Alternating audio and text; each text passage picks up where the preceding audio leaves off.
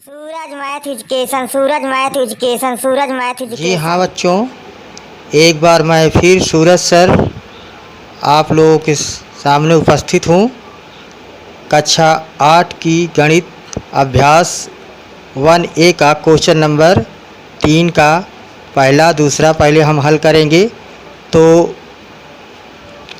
Question number 3 का सवाल है, हर का लासा लेकर सरल कीजिए। इसका पहला सवाल है 5/12 प्लस कोष्टक के अंदर -7/16। तो चलिए अब हम इसको हल करेंगे बच्चों। सबसे पहले हम हल लिखेंगे। हल लिख लिया है।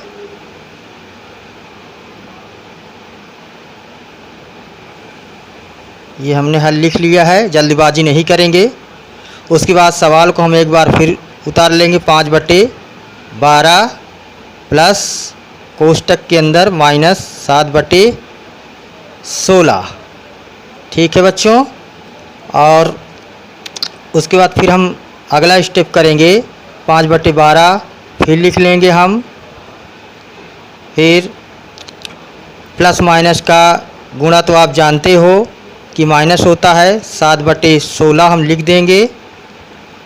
फिर अब हम क्या करेंगे, ये 12 और 16 अलग अलग संख्याएं हैं, तो हम इसको जो है क्या करेंगे कि बगल में इसका लासा ले लेंगे, लघुत्तम समापवर्तक निकालेंगे, क्योंकि इसमें लासा लेने के लिए कहा गया है। तो ये हम बगल में, चलिए इसका हम लासा निकाल लेते हैं। चलिए ये देखिए, ये 12 है और ये 16 है। तो चलिए पहले हम इसको 2 से काटते हैं। 2 छंगे 12 और 2 अट्ठे 16। फिर देखिए हम इसको जो है 2 से काटेंगे। 2 तिहाई 6, 2 चौक 8। फिर 2 से करेंगे, 3 नहीं जाता, 3 को उसी तरह लिख देंगे। 2 दूनी 4। फिर देखिए हम इसको 2 से काटेंगे, 3 नहीं जा रहा है, और 2 एक कम 2। तो अब हम इसको जो है थोड़ा से और बच्चों इसको हम बढ़ा लेंगे। तो चलिए देखिए हम बढ़ा लिए हैं। तो अब जो है इसको 3 से काट देंगे। 3 इक्के 3, और ये एक पहले से ही है। अब हमारा जो है पूरा कट गया। अब हम इसको जो है गुणा करके देखते हैं कि हमारा लघुत्तम समापवर्तक कितना आया है। तो 2 गुणे 2 गुणे 2 गुणे 2 और फिर गुणे 3। कैसे, ये देखिए 1 2 1 है, फिर 2 3 4 और एक 3 हो गया। तो 1 2 3 4, 4 ठो 2 है और एक ये 3 है। ठीक है। तो 2 दूनी 4, 4 दूनी 8, 8 दूनी 16, 16 तियाँ 48। तो हम 48 यहाँ लिख देंगे। ठीक है। अब उसके बाद हम यहाँ जो है स्टेप में आगे देखते हैं कि अब हम इसमें नहीं इसको 48 बनाएंगे। हम एक स्टेप और कर लेते हैं ताकि आपको अच्छे तरीके से समझ में आ जाए। तो 5/12 लिख देंगे और -7/16। अब हम इसी को ऐसी संख्या से गुणा करें कि जो है 12 जो है 48 हो जाए। तो 12 चौक 48 होता है, ऊपर कितना हो उससे मतलब नहीं है। और यहाँ 16 तियाँ 48, इसको आगे बढ़ा देंगे, क्योंकि यहाँ 12 चौक 48 है, 16 तियाँ 48, तो हम यहाँ 48 लिख देंगे। और उसके बाद ऊपर अब देखते हैं 5 चौको 20 और माइनस का चिन्ह है, 7 तिरिक 21। उसके बाद हम ये वाला स्टेप हम यहाँ आपको समझा देते हैं। तो क्योंकि ये +20 है, ये -21 है, तो आप जानते हो जिस चिन्ह का अंक जो है बड़ा होता है उस चिन्ह के अंक में से छोटे वाले को घटा देंगे। तो 21 में से 20 गए 1 बचेगा और एक माइनस का चिन्ह लगा देंगे क्योंकि उसी में से हम घटाए हैं, अब बटे 48। तो ये हमारा जो है आंसर हो गया। आपको ये समझ में आ गया होगा अच्छे तरीके से, ठीक है। अब हम इसी सवाल का यानी क्वेश्चन नंबर 3 का जो है बच्चों, अब हम दूसरा सवाल लेते हैं। ये दूसरा सवाल है हमारा -3 बटे -11 प्लस -4 बटे 33, ठीक है। तो अब हम इसको हल करेंगे, ठीक है।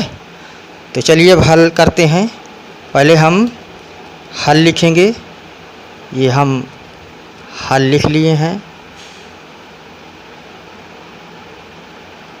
फिर एक बार सवाल लिखेंगे -3 बटे -11, फिर प्लस उसी तरह उतार लेंगे जैसे है सवाल हमारा,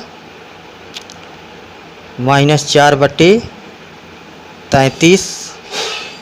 फिर अब इसको हम ब्रैकेट को खोलेंगे, माइनस, ये देखिए माइनस यहाँ भी है और माइनस यहाँ भी है, तो ये माइनस से माइनस कट गया तो 3 बटे 11 हो गया और प्लस माइनस का गुणा क्या होता है -4 बटे 33, ठीक है। अब इसको जो है क्या करेंगे 11 और 33 का हम एलसीएम लेंगे यानी कि लघुत्तम समापवर्तक। तो चलिए ये जो है 11 लिख दिए और ये 33 लिख दिए। नीचे वाले को हर कहते हैं, इसी हर का ही एलसीएम लेंगे यानी लघुत्तम समापवर्तक। ऊपर वाले को नहीं लेंगे क्योंकि ऊपर अंश है तो अंश से हमसे मतलब नहीं, इसको हमको बराबर करना है, ठीक है। तो पहले 3 से काटेंगे, ये देखिए चलिए हम 3 से वही काटने जा रहे हैं। तो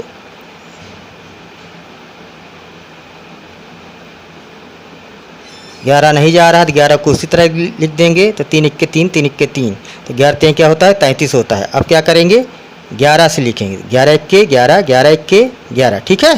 तो ये जो है आपका एलसीएम जो है 3 गुणे 11, तो कितना हो जाएगा 3 गुणे 11 बराबर हो गया 33 या 11 तिहाई 33, ठीक है। तो अब इसको जो है सवाल को हम थोड़ा से और आगे बढ़ा के जो है हम इसको फिर एक बार लिख लेते हैं। 3 बटे 11 माइनस 4 बटे 33, ठीक है। तो 33 हमारा लघुत्तम समापवर्तक आया था। हम 11 को ऐसी संख्या से गुणा करें कि 33 हो जाए, तो 11 तिहाई 33, ठीक है। तो अब हम बराबर का चिन्ह लगा लेंगे, इसी को यहाँ नीचे कर रहे हैं, ठीक है। तो 3 त्रिका 9 और माइनस के 4 और फिर 11 33 यहाँ भी और 33 यहाँ भी हमारा लघुत्तम है और 33 आया था तो हम यहाँ 33 लिख लेंगे, ठीक है। तो 9 में से अभी बराबर का चिन्ह लगा देंगे, ठीक है। इसका मतलब कि ये सवाल को हम ये और आगे बढ़ा दिए हैं।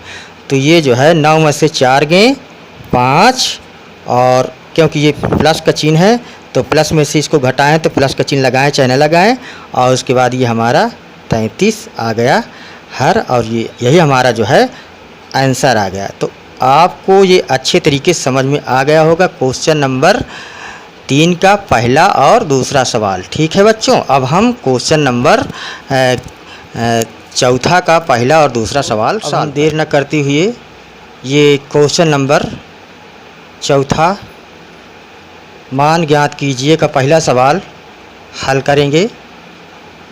ये 2 है और प्लस कोष्टक के अंदर -11 बटे 9। पहले हम इसको हल लिखेंगे, फिर सवाल को एक बार उतारेंगे। ये -11 बटे 9 है। देखिए बच्चे, कोई भी सवाल होता है, अब हम इसको पहले बराबर का चिन्ह लगा लेते हैं, और ये जैसे 2 है, कोई भी संख्या है जैसे उसके नीचे हम 1 लिख सकते हैं, क्योंकि 1 से भाग देंगे तो वही संख्या हमको प्राप्त होगा, ठीक है। लेकिन हम सवाल को हल करने के लिए इसको हमको ऐसा करना पड़ता है। अब ये देखो प्लस माइनस का गुणा तो आप जानते ही हो कि माइनस होता है तो -11/9। ठीक है, अब हमें इसका एलसीएम लेने की आवश्यकता नहीं है। क्यों नहीं है आवश्यकता हमको? क्योंकि ये 1 है और यहाँ 9 है, तो 1 को हम 9 बना लेंगे। 9 को तो 1 बना नहीं सकते हैं, लेकिन 1 को हम 9 बना लें। तो हम क्या करेंगे, 1 9 9, 1 को 9 में गुणा करेंगे 9 आ जाएगा, और ऊपर कितना होता है उससे मतलब नहीं है, हमें नीचे बराबर करना है। ठीक है, तो तभी मान निकल पाएगा। तो ये देखिए, ये भी 9 है, 1 9 9 और ये भी 9 है, तो 9 9 बराबर हो गए, तो हम इसको कॉमन ले लेंगे। तो अब ऊपर का देखते हैं, 2 9 18। ठीक है, और उसके बाद माइनस का चिन्ह है, फिर 11 हो जाएगा। ठीक है, फिर क्या करेंगे बच्चों, अब इसको हम थोड़ा से आगे बढ़ा देते हैं। फिर 18 में से ये बराबर का चिन्ह लगा देते हैं।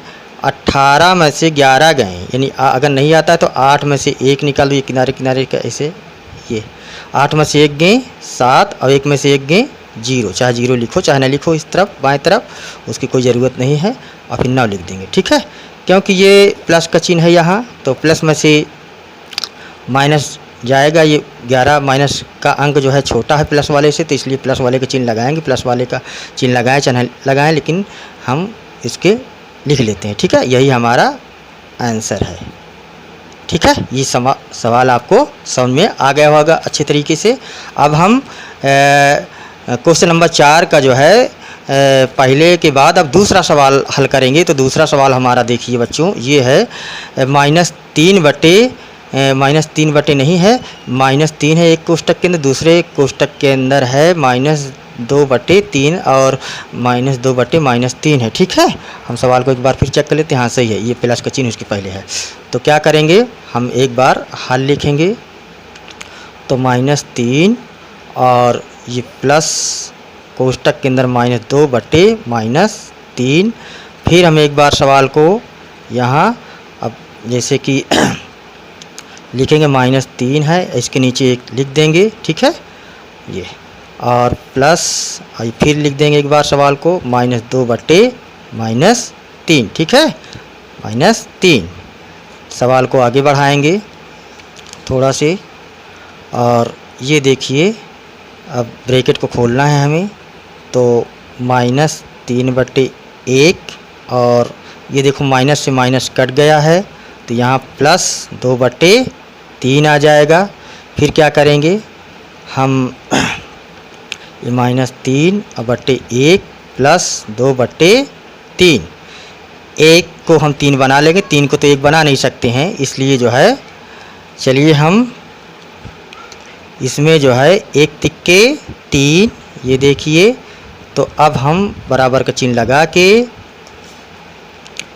3 तिक्का 9, ये माइनस का चिन्ह लगा दे, क्योंकि माइनस और प्लस का माइनस होगा, और यहाँ +2, और ये हमारा ये 3 इसके हर में है और इसके हर में भी 3 है, तो इसको हम 3 को कॉमन ले लेंगे। ठीक है, कॉमन ले लिया, ये प्लस का चिन्ह है, आप इसको कायदे से समझिएगा। उसके बाद क्या करेंगे, फिर ये 3 लिख देंगे यहाँ, और 9 में से 2 गए, क्योंकि ये प्लस का चिन्ह है और ये माइनस का चिन्ह है, माइनस के चिन्ह वाले का अंक बड़ा है। तो 9 में से 2 गए 7, और ये माइनस का चिन्ह हम लगा देंगे कि जिस चिन्ह का अंक बड़ा होता है उसी का चिन्ह लग जाता है। तो यही हमारा आंसर है। आशा है ये भी सवाल आपको अच्छे तरीके से आ गया होगा। अब अभ्यास 1A का पूरा सवाल हल हो गया है कक्षा 8 का। अब हम जो है अगले अभ्यास का जो है फिर वीडियो बनाएंगे। आप बच्चों डरे नहीं, कृपया ये सवाल जो हम लगा रहे हैं अपने दोस्तों को शेयर करें, और आप अब पढ़ोगे, कमज़ोर नहीं होगे, ये मेरा वादा है बच्चों। ठीक है, धन्यवाद।